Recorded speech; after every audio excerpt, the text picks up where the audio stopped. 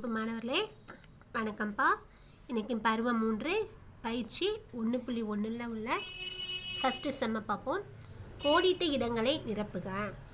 7 3/4 plus 6 1/2 sequel to dash கொடுத்துருக்காங்க. இந்த கலப்பு பின்னத்தை நாம் ஃபஸ்ட்டு தகா பின்னமாக மாற்றியும் செய்யலாம். இதில் இதை இப்படியே நம்ம ஈஸியாக எப்படி ஆன்சர் கண்டுபிடிக்கும் பாருங்கள். ஃபஸ்ட்டு முழு எண்கள் இருக்கடா 7 6 இருக்குது. இந்த 7 6ஐயும் கூட்டினா என்ன வரப்போகுது? நமக்கு 7 6ஐயும் கூட்டினா 13. சரியா? இப்போ இந்த பின்னங்கள் பாருங்கள். இது 3/4 என்ன சொல்லுவோம்? முக்கால். 1/2 என்ன சொல்லுவோம்? அரை. முக்காலும் அரையும் கூட்டினா நமக்கு என்னம்மா கிடைக்கும்? 1/4 கிடைக்குமா? சரியாடா? 1/4. இப்போ பாருங்கள், இங்கே இருக்கிற முழு எண் என்ன இருக்குது? 1. இந்த 13 1ஐயும் கூட்டினா என்ன இருக்குது? 14. 14. இந்த கால் அப்படியே போட்டுருங்க. அப்போனா 14 1/4. சரியாப்பா? சரி என்னம்மா, இந்த மாதிரி நமக்கு கூட்டல் கொடுத்தா இங்கே இருக்கிற முழு எண்ணை கூட்டி அதுக்கடுத்து இருக்கிற பின்னங்களை நம்ம கூட்டி போட்டுருவோம். சரியாப்பா? இப்போ செகண்டு, முழு எண் மற்றும் தகு பின்னத்தின் கூடுதல் டேஸ் எனப்படும். இங்கே பாருங்களேன், இது ஒரு முழு எண்ணாமா, இது என்ன பின்னம்? தகு பின்னம். சரியா? பகுதியை பெரியதாக இருக்குது, தொகுதி சிறியதாக இருக்குது. அப்படின்னா என்ன பின்னம் இது சொல்லுவோம்? நமக்கு தகு பின்னம். இது என்ன கிடைக்குது? நமக்கு ஒரு கலப்பு பின்னம் கிடைக்குதாடா? அதுதான் இங்கே எழுத போகிறோம். முழு எண் மற்றும் தகு பின்னத்தின் கூடுதல் டேஸ் எனப்படும், கலப்பு பின்னம் எனப்படும். அடுத்து மூன்றாம் கணக்கு 5 1/3 கழித்தல் 3 1/2 சீக்வல் டு டேஸ். இதை நாம் இந்த மெத்தடில் செய்ய முடியாது. ஏன்னா இது நமக்கு கூட்டலாக இருந்துச்சு, அதனால் நமக்கு ஈஸியாக வந்துடுச்சு. சரியாடா? இதில் நாம் என்ன பண்ண போகிறோன்னா, இந்த கலப்பு பின்னத்தை தகா பின்னமாக மாற்றி நாம் கழிக்க போகிறோம். சரியாம்மா? இது செய்வோம், ஆன்சர் கண்டுபிடிப்போம். இப்போ பாருங்களேன், 5 1/3 கழித்தல் 3 1/2 கொடுத்தாங்க. இப்போ இங்கே என்ன பண்ணுவோம்? தகா பின்னம் மாற்றுறதுக்கு முழு எண்ணையும் பகுதியையும் பெருக்கணும்.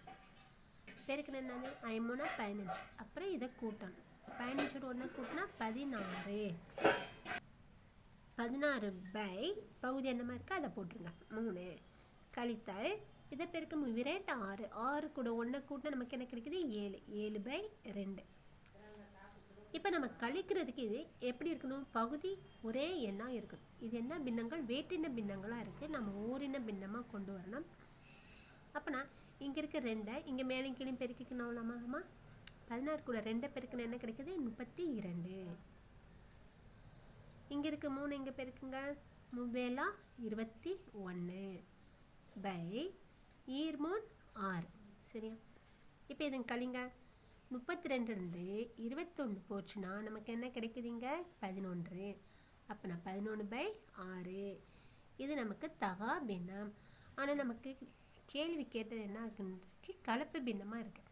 அப்போ நான் வர வேண்டிய ஆன்சரும் கலப்பு பின்னத்தில் கொண்டு வரணும். அப்போ நான் என்ன பண்ண போகிறோன்னா, இந்த தகா பின்னத்தை கலப்பு பின்னமாக மாற்றணும்னா வகுக்க போகிறோம். 11 6 வச்சோம், 1 6 மீதி 5. சரியாப்பா?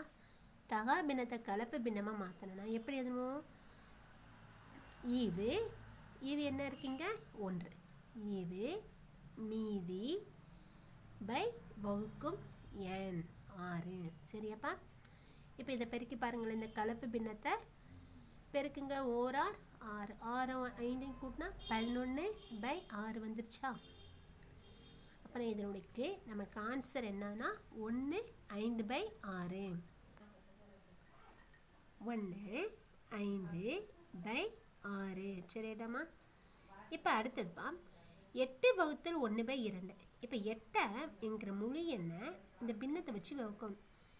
அப்புறம் என்ன பண்ணுவோம்? இந்த 8க்கு போட்டு வகுத்தல் என்ன பண்ணிக்கலாம்? பெருக்கல் அடையாளம் போட்டுருவோம். பின்னாடி இருக்கு இந்த 1/2 தலைகீழ் என்னது? 2. அப்போ நான் என்ன நமக்கு இப்போ ஒரு பெருக்கலாக கிடைக்குதா? 8 2 பெருக்குனா 16. இதனுடைய ஆன்சர் 16. சரியாம்மா? வகுத்தலாக இருக்கிறத பெருக்கல் மாத்திரம் 1/2 தலைகீழாக திருப்பி போடுறோம். அடுத்து 5ஆம் கணக்கு டேஸ் என்ற எண்ணிற்கு அந்த எண்ணை தலைகீழாக அமையும். 1 என்ற எண்ணுக்கு தான் அந்த எண்ணை தலைகீழாக இருக்கும். சரியாடா? அடுத்து சரியா தவறா என கூறுக.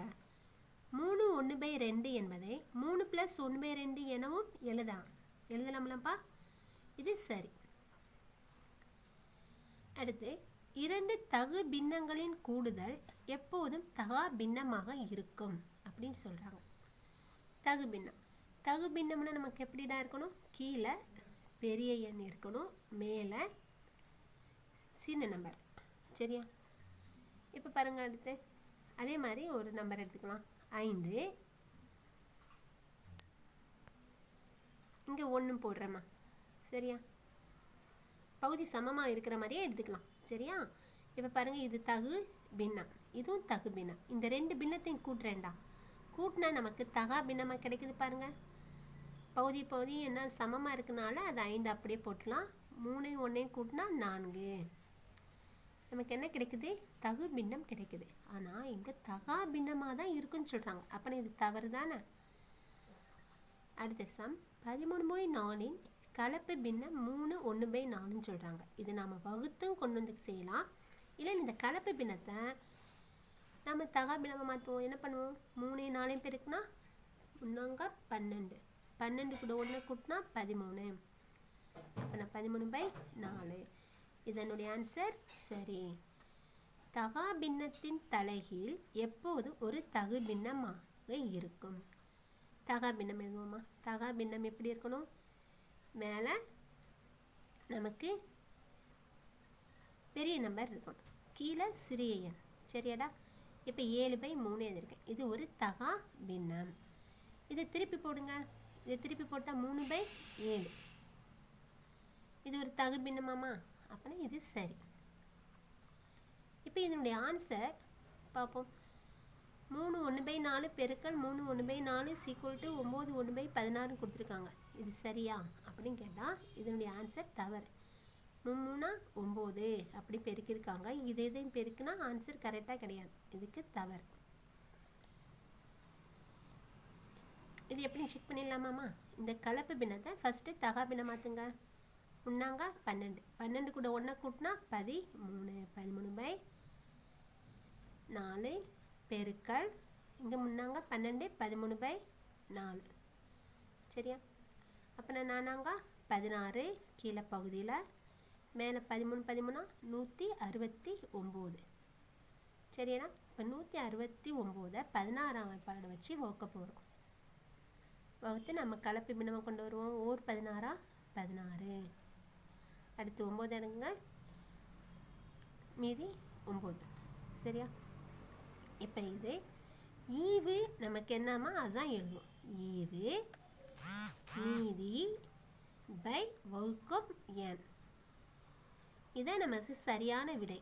ஆனால் அவங்க என்ன கொடுத்துருக்காங்க? 9 1/16 கொடுத்துருக்காங்க. இது தவறு. சரியாப்பா? Okay, thank you.